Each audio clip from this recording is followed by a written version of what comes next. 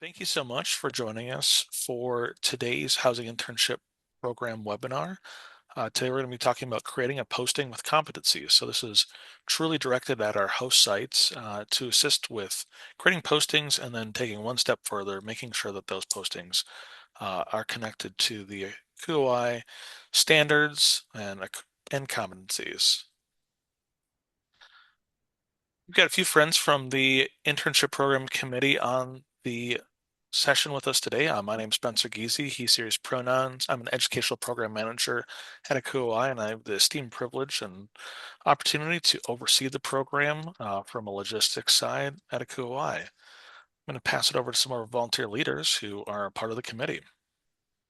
Hi everyone, my name is David Maldonado. I also use the he series pronouns.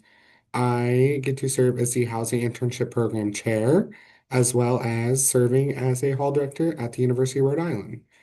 And I'm gonna kick it over to Debbie. Hi everyone, my name is Debbie Puglisi. I use she, her pronouns. I'm a member of the Housing Internship Program Committee, and I'm a residence hall director at New York University.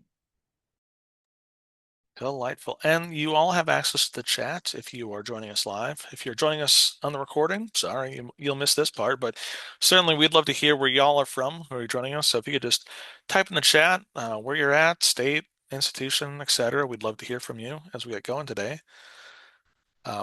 Really today, we want to talk about what makes a strong internship posting, learn some of those key components that will add clarity to it and help the internship candidates understand more about your position.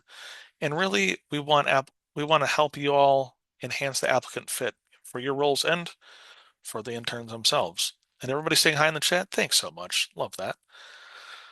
All right, a quick one that I'll handle, and that's what's the internship program over here at ACUHO-I?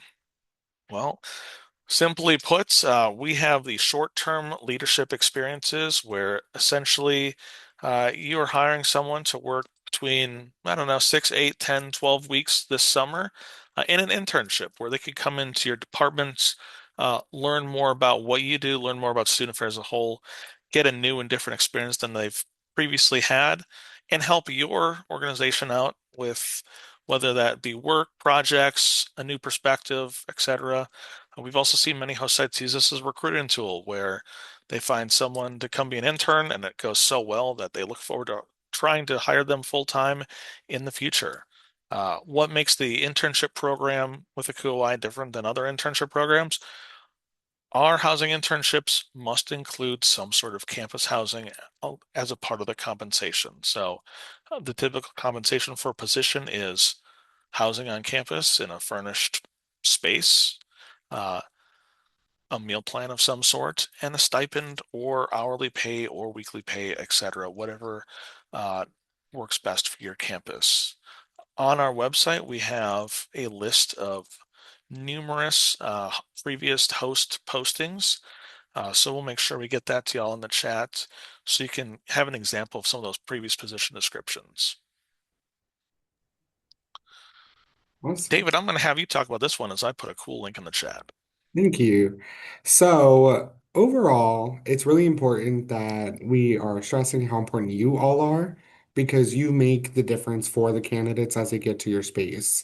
Um, Overall, like you shape the entire internship experience as well as providing the work, the mentorship, and the supervision. You also are able to give learning opportunities that can tie to the competencies that we can provide today, as well as attract candidates who align with your departmental goals because you know your departmental goals way better than we do. Um, and then you also get to contribute to developing future housing professionals. These could be interns that could potentially work at your institution years down the line. They could be coworkers with you. These are the moments that you get to create that impact and create that space for paraprofessionals to step into the field. Thanks, David. All right. Host registration will be a topic I touch on briefly. So before you can create that amazing posting that we're talking about today, you need to register as a host. Yet again, I'm going to be putting some directions in the chat so you have access to these links as well. But just know that it is a three-step process to be a part of the housing internship program. And this needs to be done by all members of your team, whether it's you on your team or you've got 5 other folks who are going to be helping to review and interview candidates. Everyone who's going to be a part of the process from the host side in terms of evaluating and engaging with candidates needs to follow this 3-step process. Um, Again, for host sites, there's no charge to be part of the program as long as you are a member of ACUHO-I. If you're not a member of ACUHO-I, you can reach out and we can get you a membership so then you can have access to the internship program. So those links are in the chat. Once you have your team members all signed up in this fashion, if you are the person who's posted the position, there's going to be a button called Manage Roles, and you're going to be able to manage roles and add those folks to your team to review and evaluate candidates. And we're going to go one step further for you. If you just bear with me for one moment, I am going to actually share with you what it looks like in the interior of the internship program. I think that'll be really helpful. I know it's one thing to talk about what we're doing. It's a whole nother thing to actually see what it looks like if you've not done so already. Right. So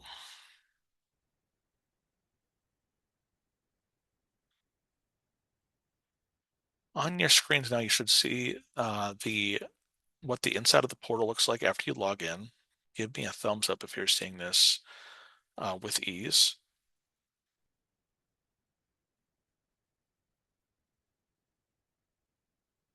All right, I saw a thumbs up. I saw it. Thank you. That's what I needed. All right, so this is what you see when you log in.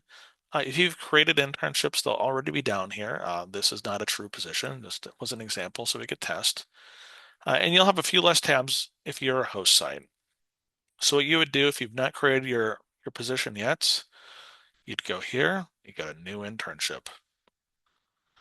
And on the new internship page, you'll have a number of items that you'll be able to check through and put information about your school and your posting. A really neat item that I would have you prepared with before you get to this part, if possible, is a PDF position description with a bit more in-depth content about your role and the compensation for it. We still want you to fill out all these areas, but we know that some schools have a really robust position description ready to go. Another item that we would point you to are these preferred start dates and end dates for your internship. And then you've got some room here where you can put some additional information about the dates of your internship if you've got flexibility. Be mindful if you're really seeking a graduate student, it's highly likely they won't be available until after mid-May, and they'll most likely need to be back on their campus about mid-July to start the second year of their assistantship. Of course, everyone's situations are a bit different, but just know that that's kind of a basic timeline to be mindful of. You've got your opportunity to share what the salary and benefits are of your internship position. The contact information for who's posting the role is all here. So um, pretty set standard overview. Something we really have been trying to highlight, folks, are who's going to be the internship supervisor. That adds clarity and shows that you've thought out the process. We've had candidates in the past feel like it's a bit murky if they don't know if there's not someone identified as the supervisor for the intern if they were to be selected. While I'm in the portal, I just want to ask if there's any other questions I can answer or things I can show you while I'm in here.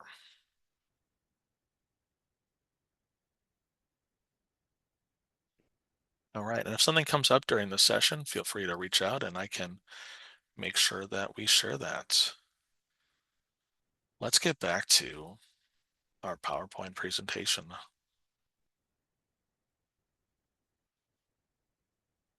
All right, so there's your internship posting 101. Now we're going to talk about what makes posting strong, and I'll throw it over to David and Debbie.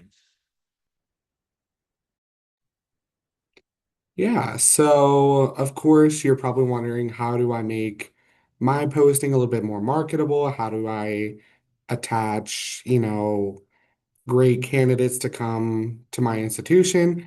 So we laid out a few things for you to kind of gauge that. So set clear action-oriented responsibilities and tasks. A lot of times when candidates are looking for work, they want to know what kind of work they will be doing during that time span, such as like overseeing a team of RAs or managing facilities operations for the summer. Those are like baseline things, but if there are special projects you want to go over, make sure you're listing a few of those just so that they have an understanding of what they are lining themselves up with. Some learning outcomes that you may have that can connect back to the ACUHO-I competencies. I am sharing the competencies in the chat now, so if you want to look at those as well, you can have those. But something that we're trying to encourage more this year is tying the posting to the competencies and making sure that as the candidates come in, they are basing themselves where they are on the competencies and figuring out where they want to improve. They can see in the posting, okay, we touch on leadership. We also touch on HR in this position. So it allows for them to find those skills and kind of hone in on them and strengthen them as they select their internship.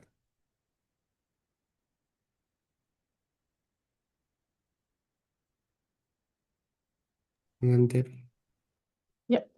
So, you should also be thinking about clarity and tone of your posting, wanting to be as transparent as possible about expectations, particularly around hours. Is this a 30-hour-a-week role, 40-hour-a-week role? Will there be a lot of evening or weekend check-ins, maybe if you're working in conferences? Or is this something where someone will mostly be in the office during the like 9 to 5 or so or more typical hours? Is there an on-call rotation? What does that component look like in terms of hours and when they would be expected to respond to things? As was mentioned, who is supervising this role and what does that chain of supervision look like for this person?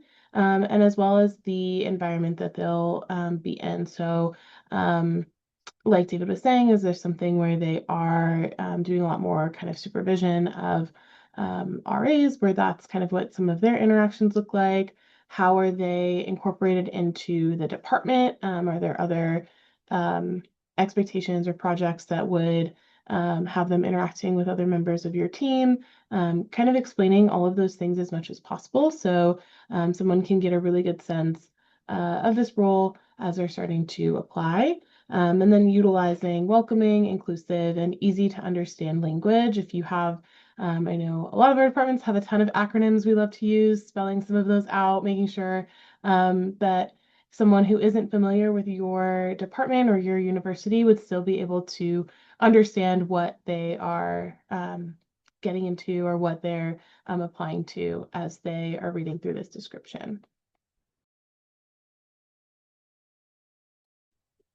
Now, we recognize like if you are new this year and you're trying to get a posting going, we have a few tools to kind of get you going and kind of support the process. We always encourage you to create a checklist of tasks. That's something that should be done as you're thinking of the posting of like what is the work going to entail, as well as how will you ensure that the work does get done in the time span. The second thing that we have for you all is a position description template, which I just shared in the chat. This is a sample of positions that have been done over the years at other institutions. You could feel free to look at those, peruse it, see about what makes sense for your institution, as well as the role that you're looking to fill. And then the other thing that we've created is a competency alignment guide. This is something that I created to kind of support the tying in the competencies to the posting. So Spencer, I just dropped it in the chat if you don't mind opening that for me real quick.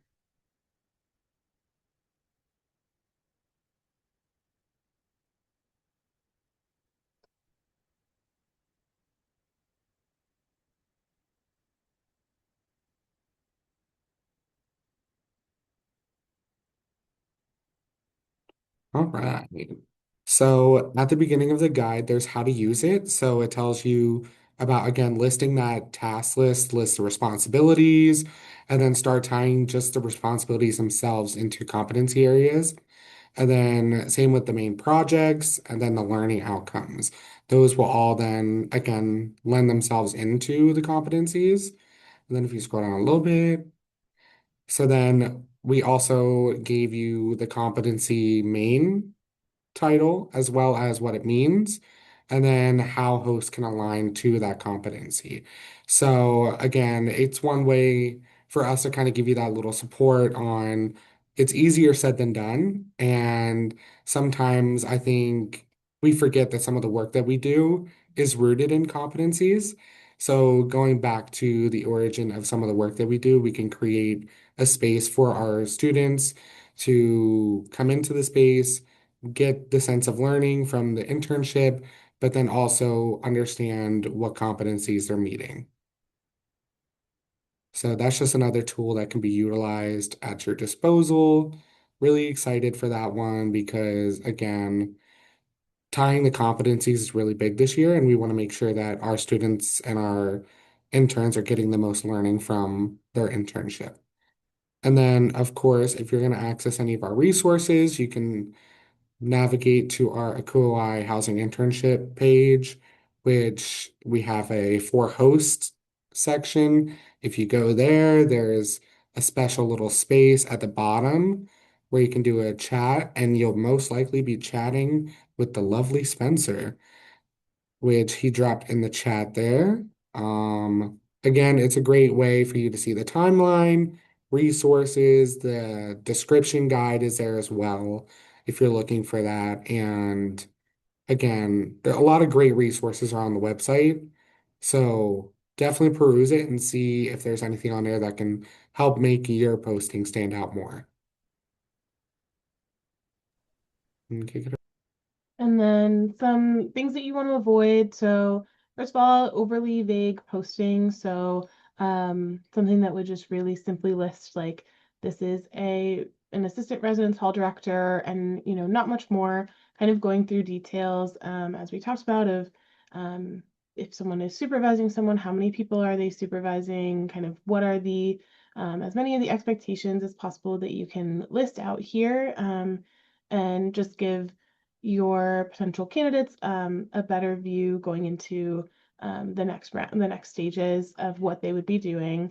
Making sure there's no hidden responsibilities. So if there is a big project that this candidate would be working on with you all, making sure that that's listed on here, and that someone isn't showing up on day one of the internship and learning about something that was never discussed before, but is an expectation for them to complete throughout the semester. Unrealistic expectations. So considering within, the scope of time that people have with you all, whether that be the number of weeks that they're there or the hours that they have per week, just making sure that realistically someone, particularly someone who's new to your team, would be able to meet these and would be set up for success. And then definitely make sure you're not uploading something with no projects listed or no expectations listed. Making sure that, again, the asks that you have of this person are detailed in your posting.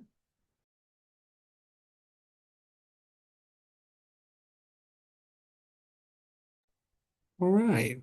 So now we're going to turn it over to a little Q&A, just to give you all the space to ask us any questions so that we can ensure that we are supporting your process from start to finish, as well as making sure that we can support you with the website as well.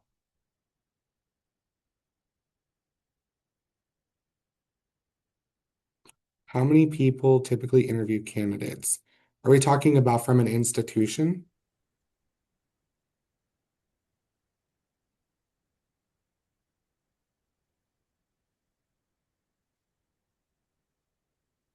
Yeah, so honestly, it really varies. I know of some postings in some schools that they have one person interview all the candidates, and that is the person taking the lead. I think probably a better way to do it may be having groups of two or three interview the candidates.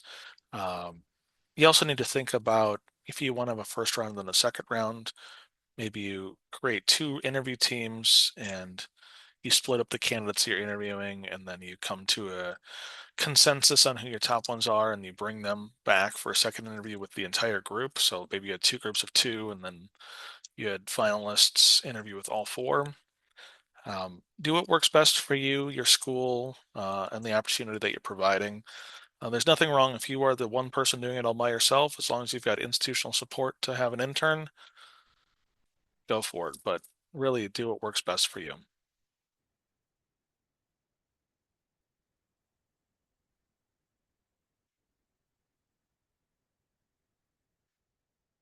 Oh, that's a great question. I just had someone send me.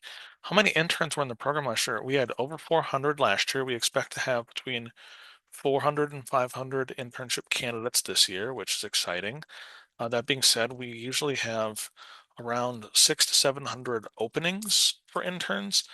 Now that number gets a bit skewed because there are some positions where there might be 30 openings for a pre-college program opportunity. Well, that does skew our average opening per role a bit.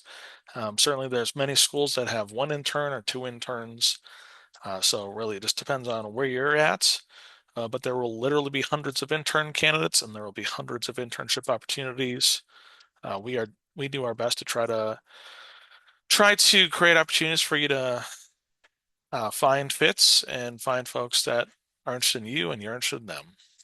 There will be a second wave, so after offer day, we do some intentional messaging to try to find out what internship candidates are really still seeking an opening, even though they might not have found one yet. And we pair that with host sites that really still want to intern and may not have matched with one yet. Great question.